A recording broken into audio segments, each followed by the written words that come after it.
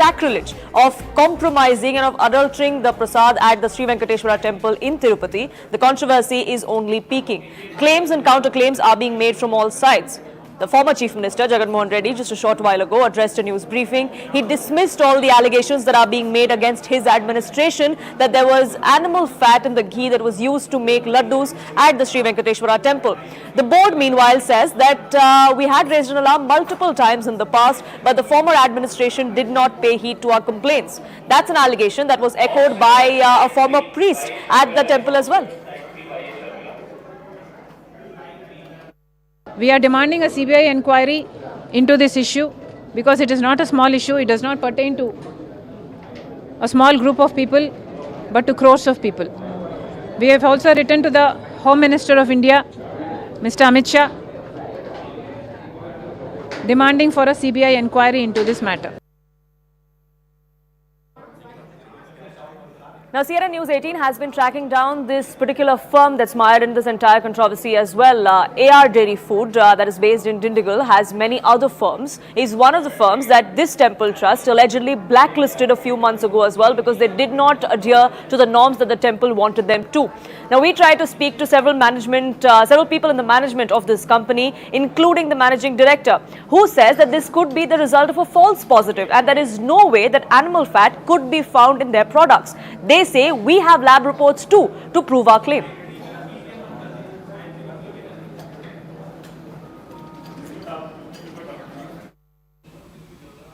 All right, I want to go across to the state president of the Andhra Pradesh Congress, YS who has leveled some serious allegations and also demanded a CBI probe into the allegations that have been leveled by Mr. Chandrababu Naidu, the Chief Minister, against the former Chief Minister and the former state government headed by YS Jagannath Reddy. YS Sharmila, thank you very much for speaking with us here on CNN News 18. You've heard these allegations. A lot of people are completely appalled, offended by these allegations. The allegation being that animal fat, beef tallow, pork fat, fish oil was used in the preparation of the Tirupati Laddu, the prasadam. What is your demand as the head of the Congress party in Andhra Pradesh as to how to get to the bottom of this?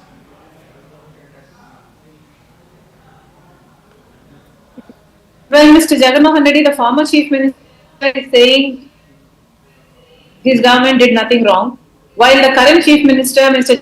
Chandra, that they sent a sample 12th of July and the former government, Mr. Jagannath Reddy's government was in place, and when they took the sample and the reports came 5 days later, it stated that there was fish oil, beef tallow and pork fat in the ingredients used for the ghee made to make the temple prasadam.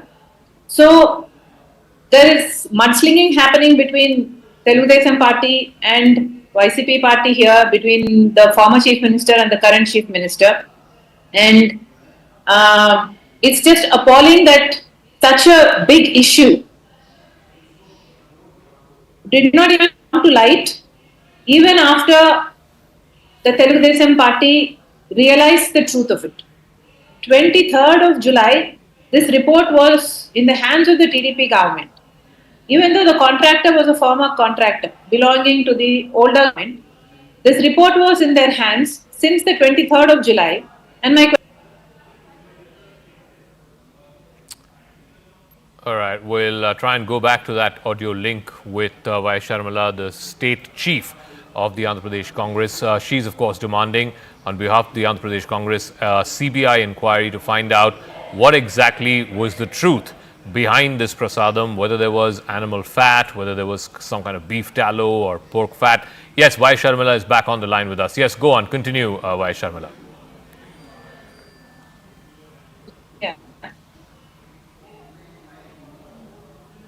Yeah, go ahead. We can hear you.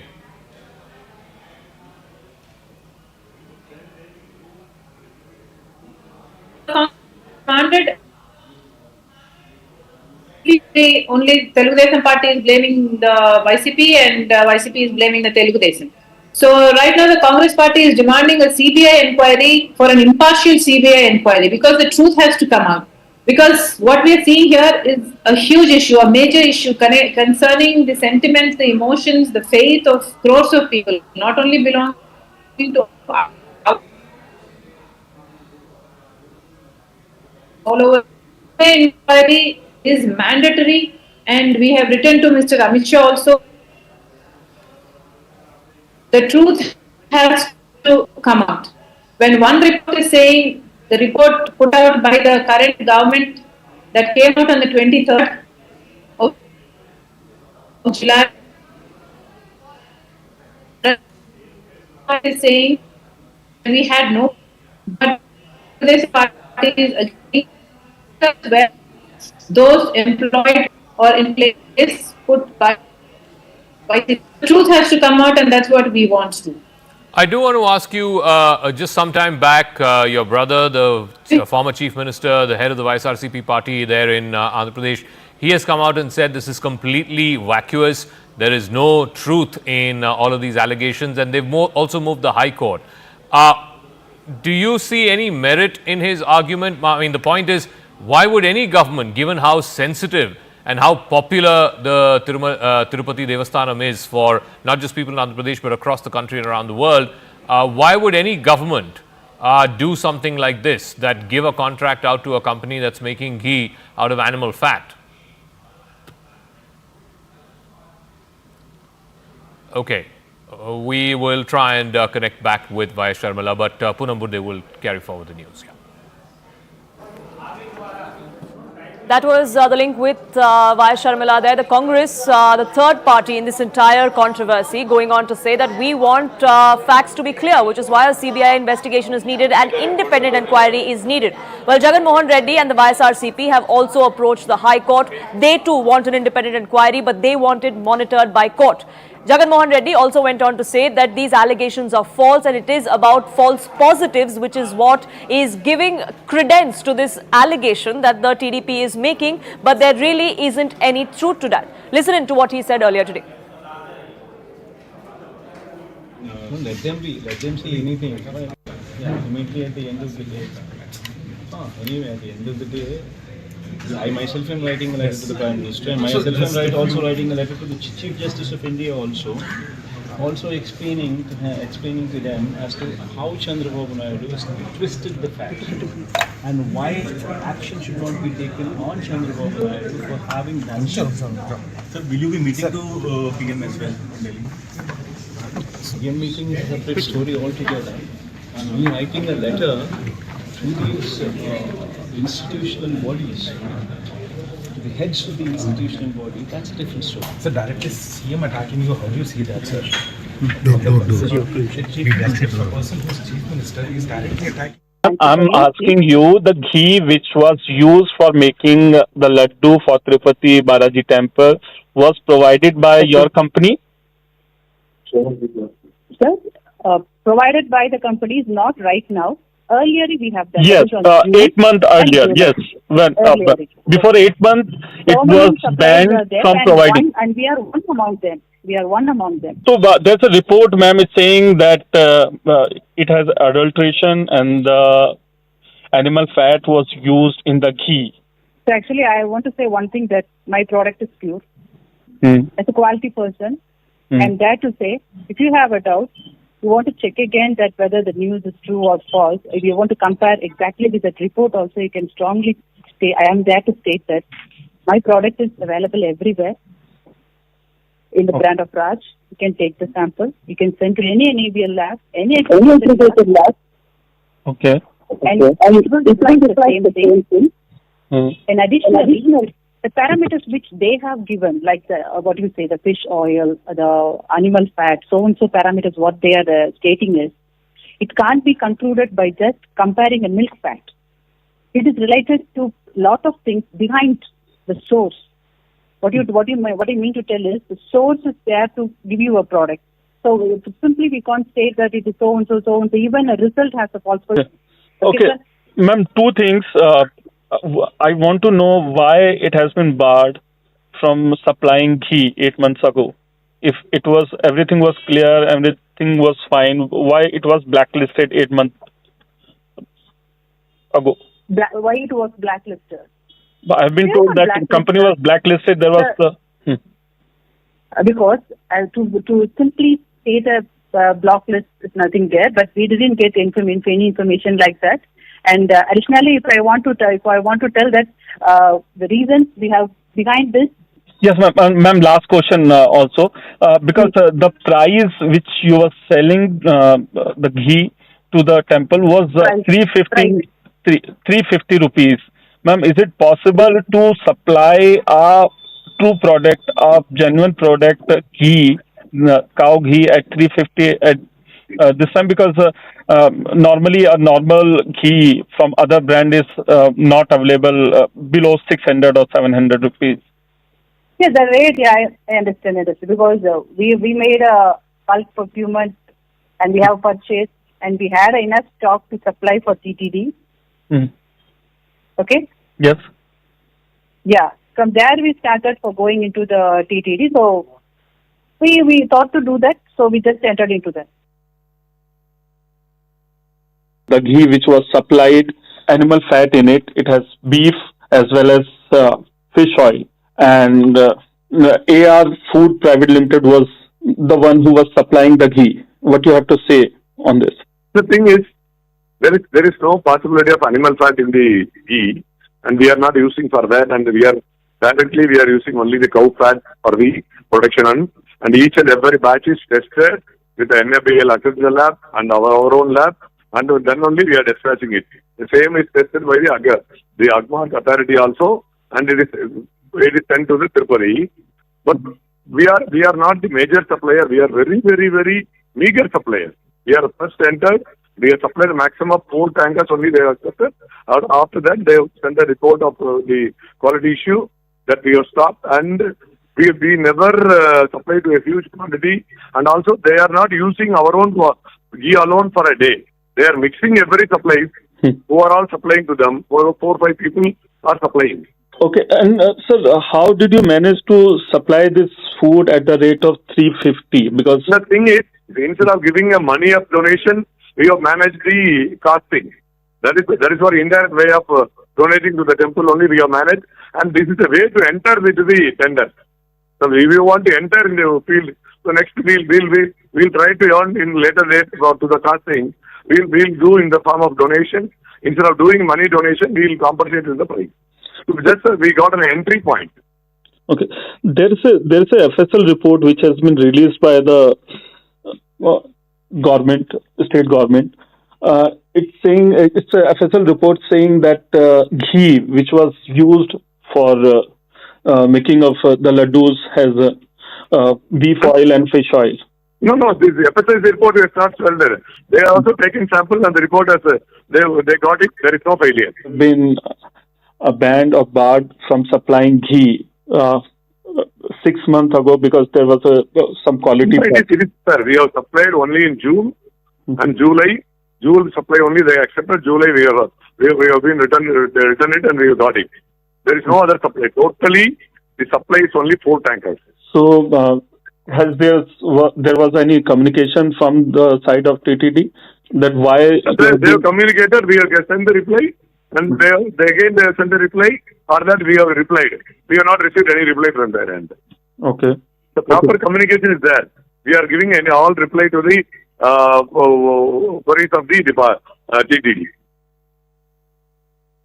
You have said that time and again you raised this issue about the poor quality of ghee being used. You raised it with whom and why was no action taken, and what is the timeline? Since last 5 years I had been fighting a lone fight. I was alone in my fight. I brought it to the attention of the previous executive officer and previous chairman of the trust board. There were 2 chairmen. There were 2 executive officers about the fall in the quality of laddus, the taste and sanctity of the laddus. Okay. But they never heard to my complaints, or they never took action. It is maybe because they don't have trust in God or faith in our Sanatan Dharma, You are saying that the quality of laddus and anna prasadam and ghee on the whole was reduced. What were the visible changes, sir, if you could tell me? Was it in the taste? Was it in the texture? Yeah, it was in the taste. It was in the taste, and it was in the smell of the laddus, and it is the shelf life of the laddus also gone down. Was there any kind of pressure from then TTD side on the priest, on someone like you who has been very vocal about the issue? Made false complaints against me and made false cases against me, and they put me out of the temple, and they prevented me from executing my duties as. Swastika now joins us, getting us more perspective on this. Swastika, you've been in Tirupati, you've spoken to several stakeholders as far as this entire controversy goes, and both sides seem to be sticking firm on what their claim is. But this is also now going to take a legal turn, isn't it? The Jagan Mohan former administration and the former government in Andhra Pradesh has decided to move court. When are we expecting that hearing to take place, and what is it exactly that the YSRCP wants from the High Court?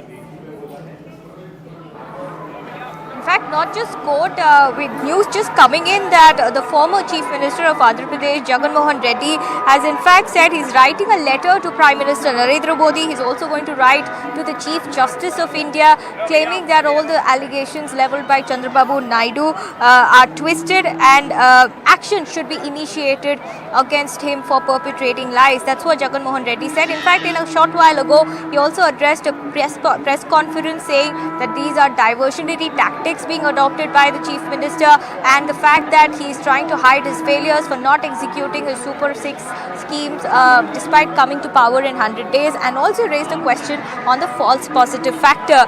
He said that while the veracity of the report is what the TDP government is going ahead with, what about the false positive factor? And that's the question raised. But you know, countering this, we also spoke to the executive officer of the Tirupati Devasthanam, who said categorically that when they came to power, when he took charge, he immediately issued notice to the 5 different ghee brands that were supplying ghee to the Tirupati Devasthanam. One of them was, of course, the AR Dairy Food Private Limited, the company which is in the dock. And despite issuing a notice to them, they failed complying with those standards. A random sampling was done on the 6th of July, on the 12th of July, samples were collected, and then they were immediately sent to the National Dairy Development Board in Gujarat, because the TTD says that was the first time that an adulteration test was done from their part, and that too had to be done from a credible organization. And the report clearly said that adulteration, not just any other adulteration, but usage of lard, which was found in huge quantities. If you look at the S factor component, if you look at beef, that fish oil, all of these were also found apart from vanaspati. So the YSRCP needs to counter on that front as to why proper tests were not done. The TTD's current administration says, though there are labs equipped, this is where we are standing, this is the heartland of the entire temple, this is the main temple in fact, and there are labs situated around, but they say that the labs are not equipped with adulteration testing. So that kind of upgradation is required. But we are talking about the world's richest temple. Remember, why was it that this issue is being red flagged only now?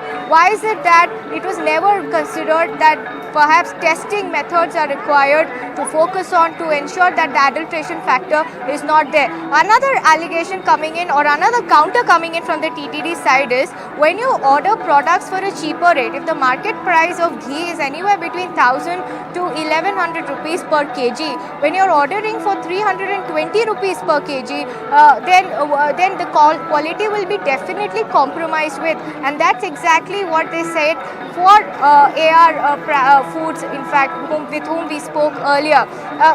In fact, allegations have been flying back and forth. Now there's been a demand of CBI inquiry coming forth from the Congress, being put forth by YS Sharmila. In fact, Union Minister Giriraj Singh has also demanded the same. But if you look at an investigation point of view, what the TTD has said and the state government has said is they're going to initiate legal action. They're already in the process of initiating legal action against AR Foods Dairy Private Limited and also the former TTD members, which includes Jagan's uncle, former chairman YV Subba Reddy, Dharma Reddy, who was the executive officer, and also the chief minister himself.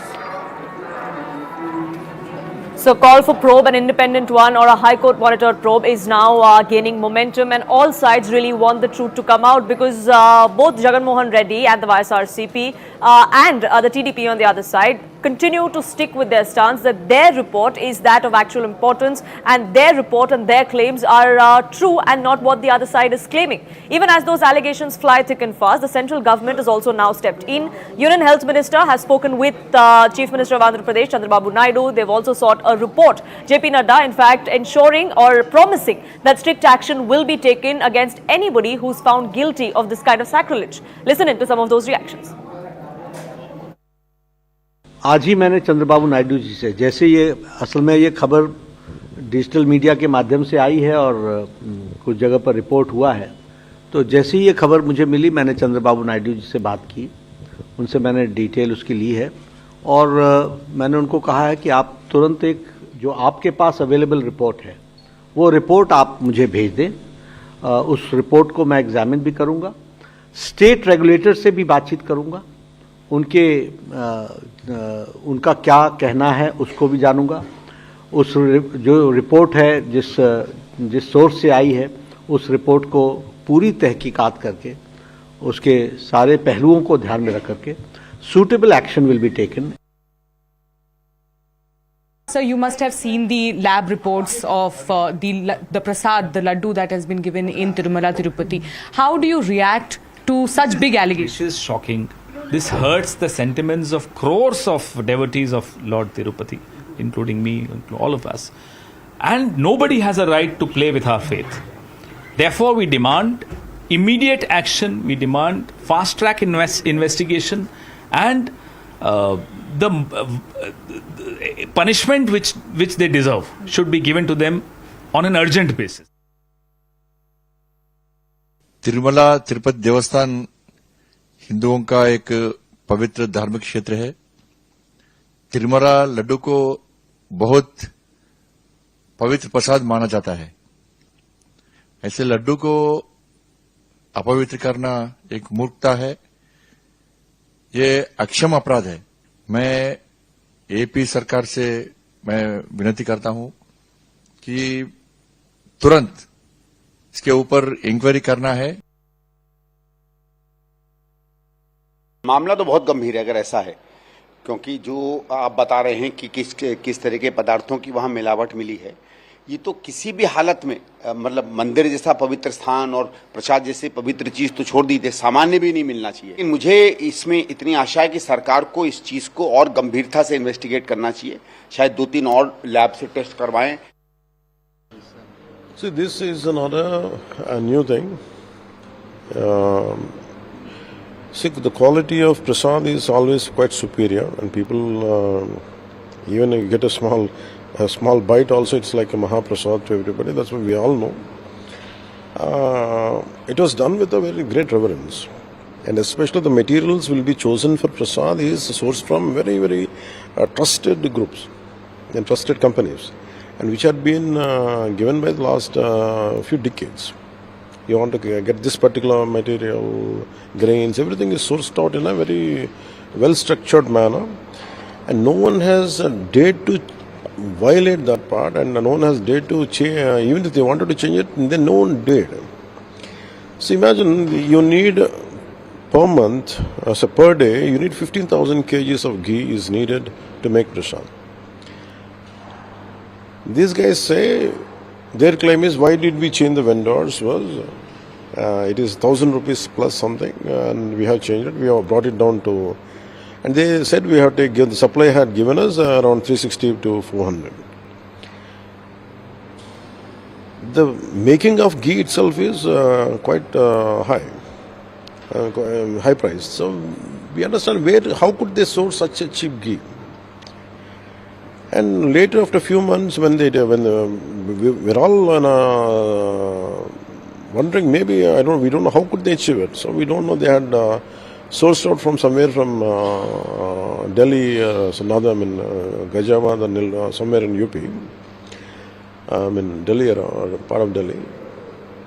Maybe we don't know. Maybe someone is there. Maybe they said we don't know. But they said people were complaining regularly, smelling of something which is not the usual prasad.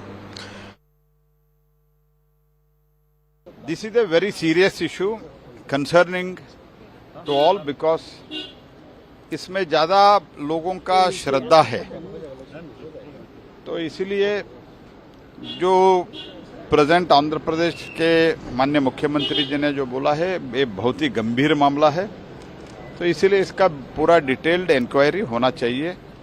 तो detail inquiry के बाद में जो भी गलती किया है उनको जरूर सजा मिलना चाहिए। तिरुपति आस्था का एक बड़ी जगह है, अगर वहाँ पे इस तरीके का हो रहा है, ये तो इससे बड़ा और कोई आस्था के साथ खिलवाड़ नहीं हो सकता। कोई हक नहीं पहुँचता है भारतीय जनता पार्टी को कि वो सरकार में रहे। इसका मतलब है कि न जाने बीजेपी की सरकारें कहाँ क्या कर रही हैं। ये तो एक पता चल गया कि वहाँ पे लड्डुओं के साथ बीफ की चर्बी मिलाई जा रही है। और दूसरी तरफ भारत दुनिया के अंदर सबसे ज्यादा बीफ एक्सपोर्ट करने वाले मुल्कों में से एक मुल्क है। कांग्रेस की सरकार के अंदर ऐसा संभव नहीं था। सीबीआई को अब जांच करनी चाहिए कि टीडीपी जो ट्रस्ट है उसके 20,000 करोड़ रुपए का वर्थ, लिक्विडेटेड वर्थ है, वो आखिर प्रसादम में घी के पैसे कितने गए, कितने रुपये का था, ये अब जरूरत है सीबीआई से जांच की। एक पक्ष तो ये हुआ। दूसरा पक्ष है केवल घोटाले का नहीं बल्कि हिंदू धर्म को भ्रष्ट करने का, क्योंकि YSR सबसे बड़ा क्रिश्चियन कन्वर्जन में हिंदुओं का करवाने का काम किया था। तो वो कहीं साजिश तो नहीं कि हिंदू धर्म को खत्म करना, और इसलिए इसकी सजा कोई मिलावटी सजा नहीं केवल होनी चाहिए बल्कि जो लोग इसके मुख्य दोषी हैं उनको फांसी की सजा होनी चाहिए।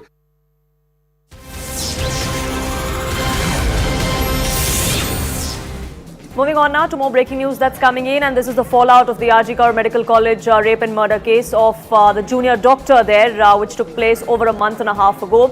The former principal of RG Medical College has now been granted CBI custody. This was done by the Sialda court. He, along with Tala police station in charge, Abhijit Mandal, have both been sent to CBI custody by the court until the 25th of this month.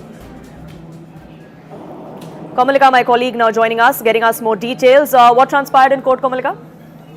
See, today the CBI again, they actually given their remand copy that for them it is essential to question both of them, and the fact that they are not cooperating to the investigation. That's what they have put forward in their remand copy, and that's why they feel that this interrogation is required, and the Talakana OC and Sandeep Ghosh is completely uncooperative. That's what CBI has deposed in court, and that's why they have sought for further custody of 5 days. They also want to do a polygraph case, but that is a different thing. Till now, the judge has given 5 days. I mean, till 25th, the judge has again given CBI custody. So the CBI custody has been given till 25th. Right, Kamalika, thank you so much for getting us the latest on that front. Reactions, of course, taking place there on ground. The movement Justice for Abhaya continues to gather steam. The doctors, meanwhile, have decided to go back to work after the state government paid heed to most of their demands. We'll keep a track of that and much more here on Nation at 5. But for now, it's time for a quick break.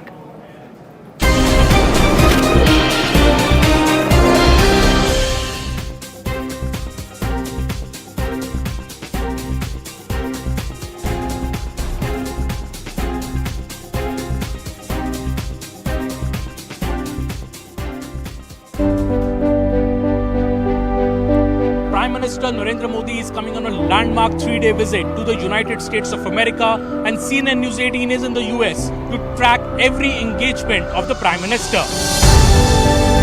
Mr. Modi would be first going to Delaware, the hometown of US President Joe Biden, for the Quad Leader Summit. He would then be in New York, in Long Island for a big community event. Mr. Modi on September 23rd will be at the UNGA Summit of the Future, where a key address will be given by Mr. Modi. Is the Prime Minister of India coming as a big messenger of peace to the United States after his visits to Russia and Ukraine? Join me, Aman Sharma and Manoj Menon as we track every engagement of Prime Minister Narendra Modi in the US.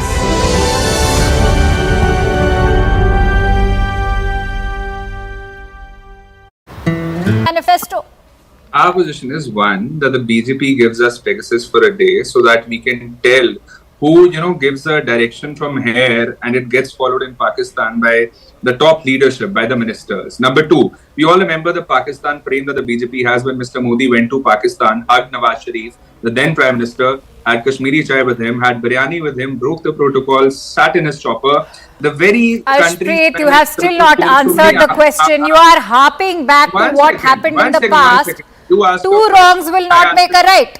Nobody is saying that. I'm answering a question. It has nothing to do with us. It's not in our manifesto. We haven't said it. However, the BJP. But you are in alliance with NC. Rohan Gupta, please go ahead. The BJP had terrorists in their party. Okay, what about giving tickets to terrorists? Rohan Gupta. A very simple question to Congress spokesperson, and he is not answering the question because he doesn't know the answer. See, the question is very, very simple. When you are in triple alliance with somebody and they declare the manifesto, either you have to say you are with them or you are not with them. You cannot be everywhere. They are very, very clear. NC's manifesto has been very clear. They want separate flag.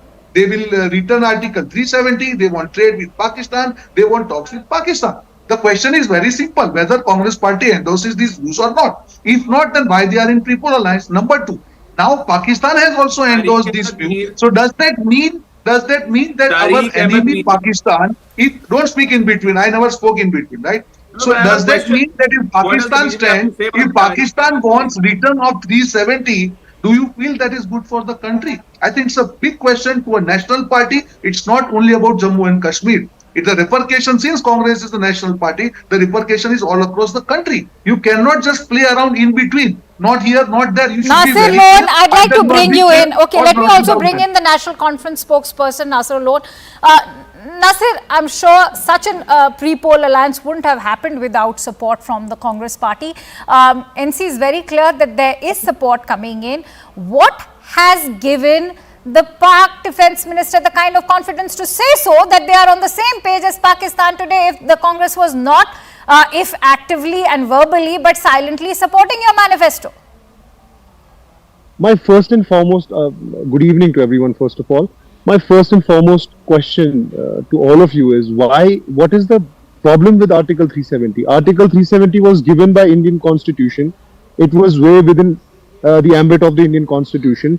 It was the link that joined the princely state of Jammu and Kashmir with the Union of India. What is the problem? I'll tell you what the problem is. You tried to pass a resolution in the year 2000 to restore the status of Jammu and Kashmir prior to what it was before 1953. That resolution failed. It completely bombed, and once it's already bombed, why would you bring a false promise to the people of Jammu and Kashmir? It is something. It is that happened during Farooq Abdullah's time as well, and you don't seem to have learnt your lesson. Okay, it is not a false promise. It's absolutely that we believe in. It is what we consider as the right of every citizen of Jammu and Kashmir. It is something that was promised to the people of Jammu and Kashmir. It was something that was given by the Parliament of India to the people of Jammu and Kashmir. So we see no wrong in asking for our own right.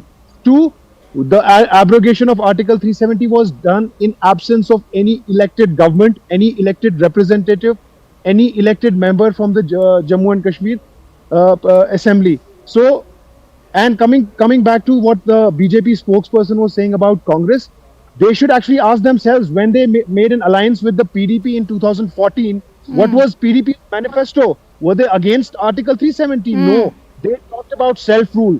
They endorsed the 370. They spoke about talking with Pakistan. They spoke about trade with Pakistan.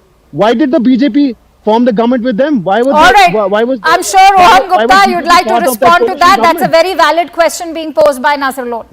Absolutely. Akanksha, I don't shy away from the Yes, questions yes. and I will answer the question. But after that, I need answer from Congress and NC board.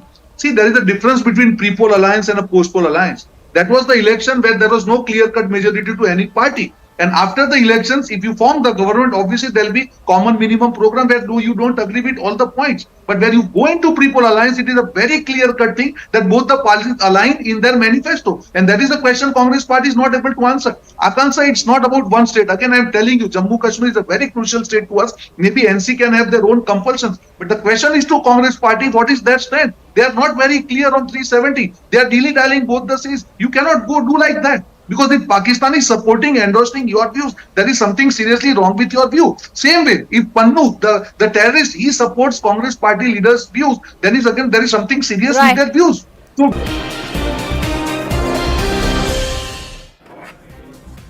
thank you for staying with us. You're watching Nation at 5 with me, Poonam Burde. There's some breaking news that's coming in from our neighborhood. This is to do with Bangladesh. The attacks on the Hindu community, Hindu homes and businesses continue unabated.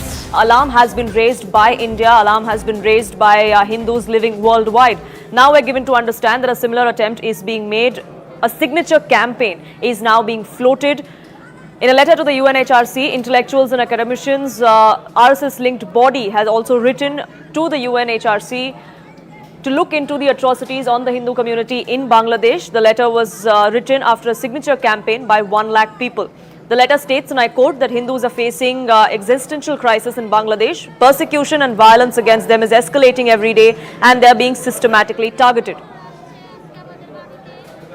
Long-term strategies for their protection is the need of the hour, is the appeal that this letter is making, asking the United Nations Human Rights Commission to step in, to intervene and to act, to get the Yunus government, which is the caretaker government in Bangladesh, to take note of the atrocities and what is being claimed as persecution of Hindus in Bangladesh.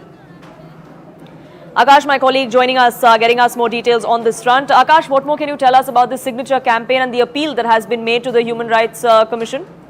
All right, so Poonam, you see, this letter has been written after the signature campaign by 1 lakh people, and this letter has been written by intellectuals, lawyers, and the concerned citizens. And they are somewhere, asking for intervention. Somewhere, they are asking to the United Nations Human Rights Council for the protection of Hindus and the minorities in Bangladesh. We know that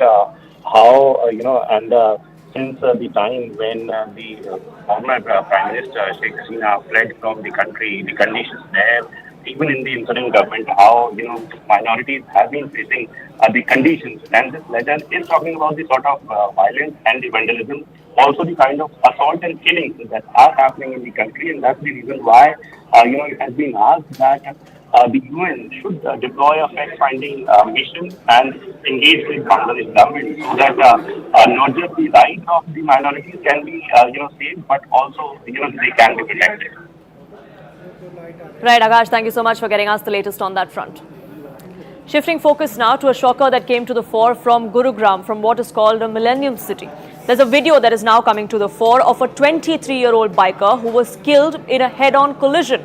His only mistake was that he decided to be in a lane from where an SUV was driving on the wrong side, brazenly flouting all driving rules, brazenly driving at a speed that he shouldn't have been. Even though an ambulance arrived there pretty much immediately, the victim in this case, Akshat Garg, succumbed to his injuries. The accused, the driver in this case of the SUV, was arrested but was granted bail because all of the sections that were invoked against him were all bailable offences. But now, in the light of new evidence that has come to the fore, we're given to understand that the police has decided to invoke more stringent sections. My colleague tracked down that particular car, that SUV that has now been impounded. We're getting you a report from Gurugram as to where exactly this accident happened.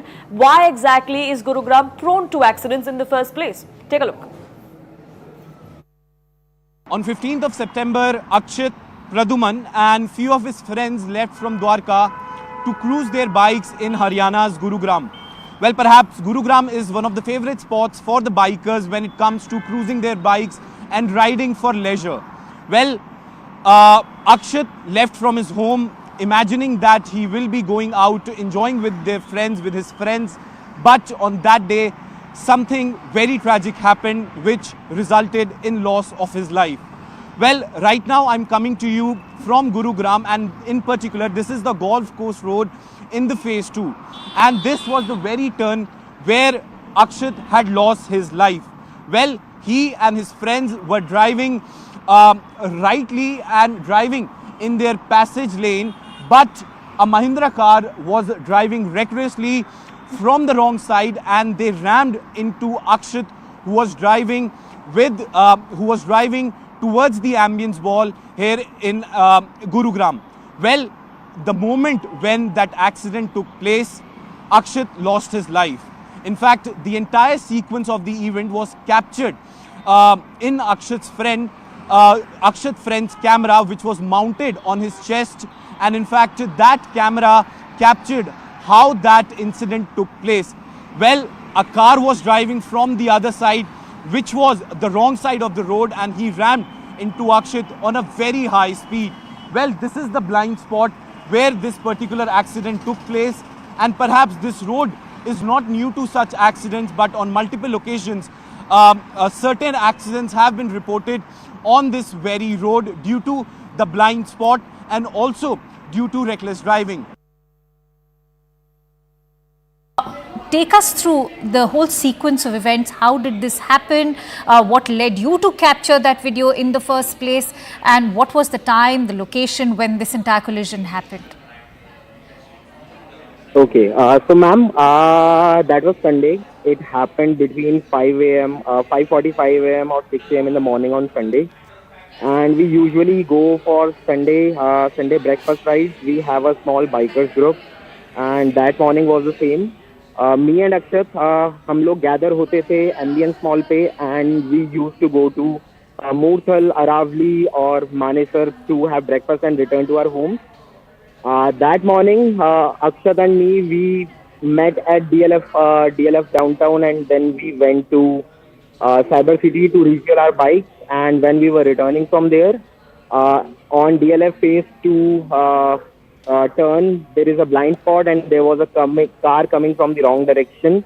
And that car was also between the speed of 70 to 80, plus we were also between the same speed. They had a head-to-head collision, and my friend had no time to survive. All right, I also want to ask you, in this footage that we can see that the bike is also speeding at the moment. Do you think that the speeding bike could have also led to, the kind of gravity we've seen of this entire collision?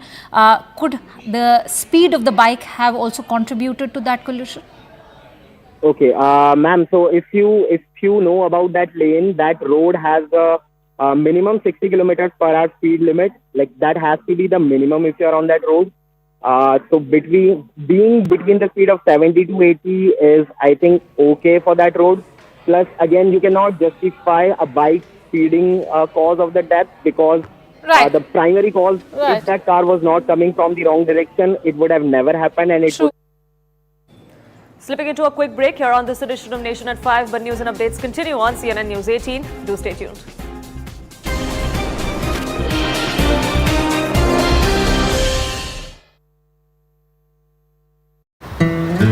Okay, and that's a question I'll be taking from Ashpreet, but let me quickly go across to Lieutenant General Dua. Sir, thank you so much for so patiently awaiting your turn. Since I was referring to what we've seen happen to that resolution in the year 2000, do you think that such a new promise is only based on a failed legacy, since we've seen what happened to that resolution, and that the priorities of the electorate of Jammu and Kashmir have already changed? They know what the security apparatus was like prior to the abrogation of Article 370. Do you not think that this is also misleading the people of Jammu and Kashmir? Thank you for giving me the opportunity after all the politics is done. Allow me to start by saying, that unlike the Pakistan Army, Indian Army is totally apolitical. So I will steer clear of any political views.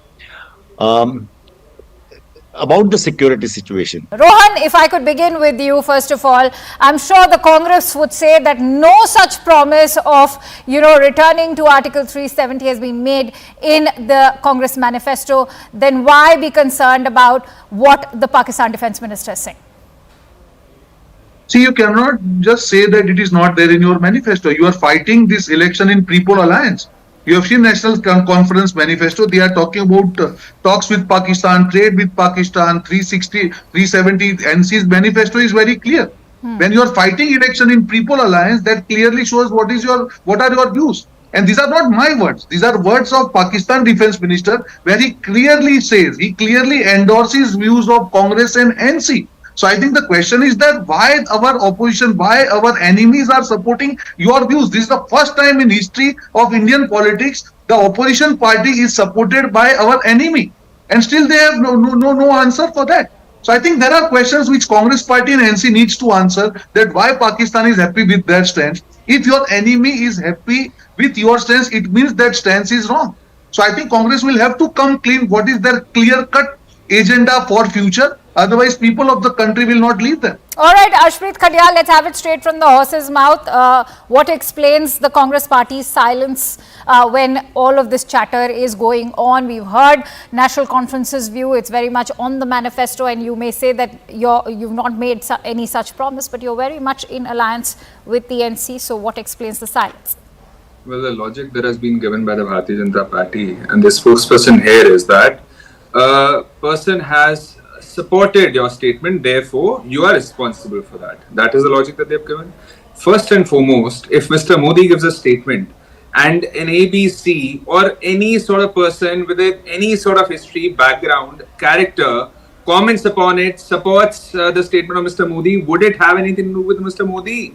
Would Mr. Modi be held responsible for that? Would he be accountable for that? And if you do give this logic and if you're ready to implement it on yourself, I won't give you examples of these kind of people supporting your statements. I'll give you example of Tariq Ahmed Mir, a person who was given ticket by the Bharatiya Janata Party in 2014, who was arrested in 2020 by the NIA because he was procuring weapons for Hizbul Mujahideen commander Naveed Babu. I'll give you an example of Talib Hussain Shah, the BJP's office bearer, who was Lashkar-e-Taiba's terrorist, who was captured by the locals. I'll give an example of Dhruv Saxena, 2017 BJP office bearer, who was found to have links with the ISI. All right, I'm going to actually take those examples from Rohan Gupta, but you've still not answered my question. Why not go on record and condemn everything that is being said by Khwaja Asif today? Well, number one, it has nothing. I mean, the logic that I've given makes it crystal clear as to why we do not have to respond to that. It has nothing to do with us. It has nothing to do with you when you are in an alliance with NC that has promised to come back or return to Article 370. What is the Congress position is very important. You release your manifesto on last day of campaigning. Still, nobody knows if you will continue your support as far as NC is concerned when it comes to the promise of returning to Article 370. There's been no talk about that. There's been no condemnation. This when Rahul Gandhi himself said that they do not approve of the kind of terror that is emanating from Pakistan. And so what is your position when it comes to trade and dialogue with Pakistan, something that's been endorsed in the NC manifesto? Our position is one, that the BJP... Welcome back. It's election season in Haryana. Not too long before the people of Haryana cast their ballot and decide who it is going to be. The Congress believes this is their election to win, but the incumbent Chief Minister is confident that under his leadership and the BJP as a whole will ensure that the state remains with them. My colleague Pallavi Ghosh spoke exclusively with Chief Minister Saini. Listen in. 10 years is a long time in politics. And we have the Haryana Chief Minister, Mr. Naib Singh Saini, now joining us. Is he going to be just a rubber stamp, as the Congress party is calling him? Or is he going to be a challenger and he's going to break that circle? हमसे बात करने के लिए बहुत बहुत धन्यवाद। नायब सिंह जी, अभी आज ही पीयूष गोयल ने एक पत्रकार वार्ता में कहा है और उन्होंने साफ कह दिया है कि आप ही हैं मुख्यमंत्री का चेहरा और आप ही मुख्यमंत्री बनेंगे अगर बीजेपी चुनाव जीत के आती है। लेकिन फिर भी कांग्रेस पार्टी का कहना यह है कि आप सिर्फ मुखौटा हैं और आप एक स्टॉप गैप अरेंजमेंट या रबर स्टैंप हैं। आप कांग्रेस पार्टी को क्या कहना चाहोगे? जो लोग ये बात बोल रहे हैं मेरे ख्याल से वही रबर स्टैंप हैं, वही मुखौटा हैं। दुर्भाग्यपूर्ण है, मैं हरियाणा के जो कांग्रेस के नेता भूपेंद्र सिंह हुड्डा वो सरेंडर करके रखते थे दिल्ली के अंदर। आपको मालूम है, यहां तक भी नहीं वो सोचते थे कि हरियाणा के लोग हमें वोट दे करके इस पद के ऊपर बैठाते हैं, और वो उन्हीं लोगों की जमीन को कौड़ियों के भाव दफा 4-6 लगा करके वो दामाद को खुश करने के लिए दिल्ली में लगे रहते थे कि मेरी कुर्सी न चली जाए। अरे जिन लोगों ने आपको कुर्सी के ऊपर बैठाया है आप उन्हीं का शोषण कर रहे हैं। मुखौटा तो ये लोग थे, मुखौटा कोई और नहीं था, ये रबड़ स्टैंप थे। ये टैची अगर इनकी भर करके जाती थी 10 मिनट में समय मिल जाता था। अगर ये मालूम पड़ जाता था कि टैची में खाली है, कुछ नहीं है, 1-1 महीने तक बैठे रहते थे, इनको समय नहीं मिलता था। इस प्रकार के लोग हैं, ये क्या बातें करते हैं। और ये ऐसे लोग हैं जिन्होंने हरियाणा प्रदेश को लूट करके चूसने का काम किया है, आम व्यक्ति को प्रताड़ित किया इन लोगों ने। कांग्रेस पार्टी ये बात भी उठा रही है कि आप लोगों के अंदर एक अंदरूनी कलह है, इतना मतभेद है, फिर मुख्यमंत्री को चेंज किया जाता है, और एक्चुअली जो टिकट डिस्ट्रीब्यूशन की बात होती है वो मनोहर लाल खट्टर के हाथ में है और आपके हाथ में कुछ नहीं है। आप क्या कहना चाहोगे कांग्रेस पार्टी को? देखिए, हमारा एक सिस्टम है, पार्टी का सिस्टम है। हमारे पास जो लोगों ने अप्लाई किया, काफी लोगों ने हर सीट के ऊपर 10-10 लोगों ने अप्लाई किया। हमने सबसे पहले राय शुमारी की, नीचे कार्यकर्ताओं की राय ली और कार्यकर्ताओं से चर्चा विचार करके कि हर विधानसभा में कौन कौन प्रत्याशी हैं, उस राय शुमारी के अंदर नीचे के कार्यकर्ताओं का सुझाव आता है। वो सुझाव फिर हम लेकर के पार्लियामेंट्री जो हमारा कोर कमेटी है हरियाणा की, वो बैठती है। वो गुरुग्राम में बैठी, इतने ज्यादा प्रत्याशियों ने अप्लाई किया कि 2 दिन हमें बैठना पड़ा, आपके सामने है।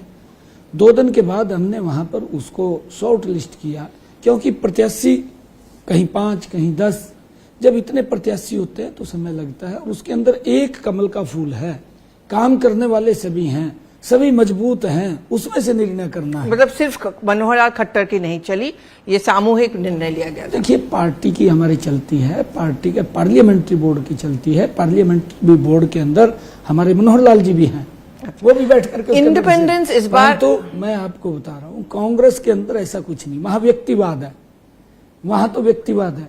वहां लिस्ट लेकर के हुड्डा चला जाएगा, हुड्डे के कह देंगे 4 आदमी तेरे दे दिए। वहां पर रणदीप सुरजेवाला चला गया, उसको कह देंगे 4 आदमी आपको दे दिए।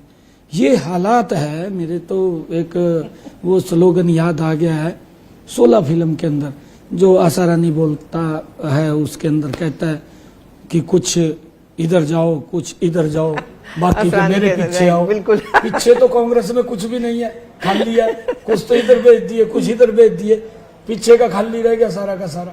यही हालात कांग्रेस की है। इंडिपेंडेंस इस बार काफी लड़े हैं, खड़े हुए हैं। उसके अलावा कांग्रेस में तो है ही, लेकिन बीजेपी में भी इंटरनल फाइट्स हैं। क्या इसका नुकसान होगा आपको? नहीं, देखिए बहन जी, मैं आपको बताना चाहता हूं कि हमारा इंटरनल कोई फाइट नहीं है। हमारे कार्यकर्ताओं में मैंने आपको कहा है कि हर सीट के ऊपर 5-5, 10-10 कार्यकर्ता अप्लाई किया। हर कार्यकर्ता की ये इच्छा होती है कि मुझे टिकट मिले। टिकट एक है, सारे काम करने वाले हैं, मजबूत हैं। एक को टिकट मिलता है, बाकी को सेक्रीफाइस करना पड़ता है। अब की बार नहीं मिला तो आगे मिलेगा, ये सेक्रीफाइस करना। परंतु एक को जब टिकट मिलता है तो जिसने ज्यादा काम किया है, कुछ ना कुछ गुस्सा उसके मन में आता है और वो कहीं ना कहीं गुस्सा अपना दिखाता है।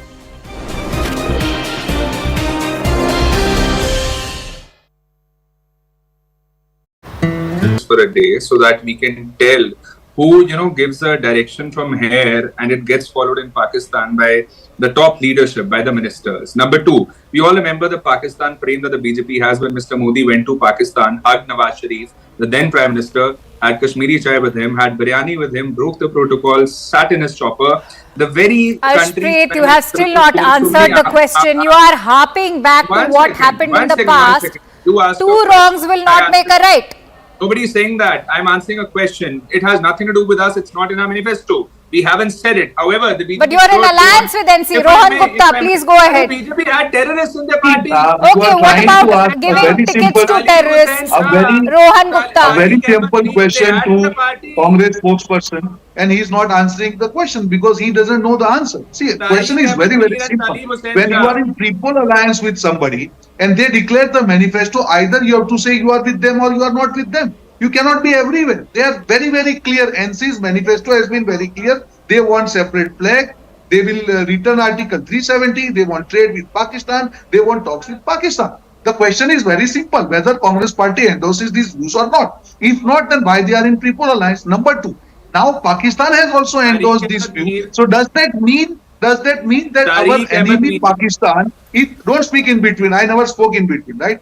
So does that mean that if Pakistan stands, if Pakistan wants return of 370, do you feel that is good for the country? I think it's a big question to a national party. It's not only about Jammu and Kashmir. It's a repercussion, since Congress is the national party, the repercussion is all across the country. You cannot just play around in between. Not here, not there. You should Nasir be very Lone, clear. I'd like to bring you in. Okay, let me also bring in in the National Conference spokesperson, Nasir Lone. Nasir, I'm sure such a pre-poll alliance wouldn't have happened without support from the Congress party. NC is very clear that there is support coming in. What has given the Pak Defence Minister the kind of confidence to say so, that they are on the same page as Pakistan today, if the Congress was not, if actively and verbally, but silently supporting your manifesto? My first and foremost, good evening to everyone, first of all. My first and foremost question to all of you is what is the problem with Article 370? Article 370 was given by Indian Constitution. It was way within the ambit of the Indian Constitution. It was the link that, joined the princely state of Jammu and Kashmir with the Union of India. What is the problem? I'll tell you what the problem is. You tried to pass a resolution in the year 2000 to restore the status of Jammu and Kashmir prior to what it was before 1953. That resolution failed. It completely bombed. And once it's already bombed, why would you bring a false promise to the people of Jammu and Kashmir? It is something. It is that happened during Farooq Abdullah's time as well, and you don't seem to have learnt your lesson. Okay, it is not a false promise. It's absolutely that we believe in. It is what we consider as the right of every citizen of Jammu and Kashmir. It is something that was promised to the people of Jammu and Kashmir. It was something that was given by the Parliament of India to the people of Jammu and Kashmir. So we see no wrong in asking for our own right. Two, the abrogation of Article 370 was done in absence of any elected government, any elected representative, any elected member from the Jammu and Kashmir Assembly. So, and coming back to what the BJP spokesperson was saying about Congress, they should actually ask themselves, when they made an alliance with the PDP in 2014, what was PDP's manifesto? Were they against Article 370? No. They talked about self-rule. They endorsed the 370. They spoke about...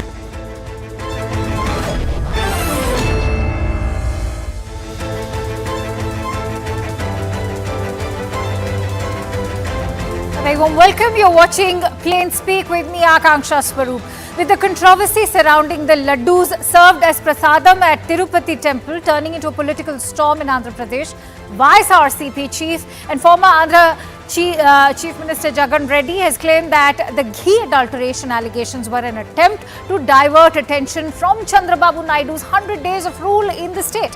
He has also termed the adulteration allegations as atrocious. Jagan Reddy has in fact posed the question, is it fair to play with the sentiments of crores of devotees across the world? It should be noted that in a press conference today, the Tirumala Tirupati Devasthanams have said that the ghee